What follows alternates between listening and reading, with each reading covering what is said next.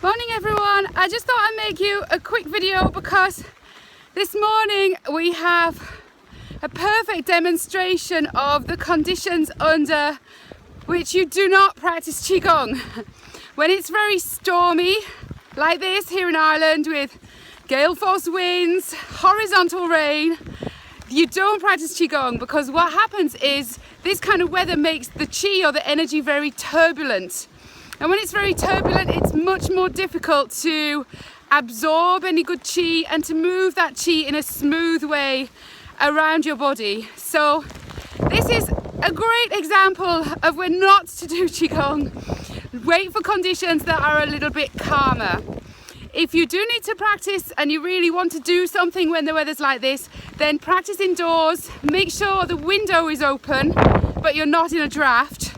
And that way you can still do a little bit of abdominal breathing, but I wouldn't do too much Qigong when the weather's like this. Hope that helps you all. Have a great day, and I'll just sign off now before my phone gets completely soaked. Talk to you later, bye.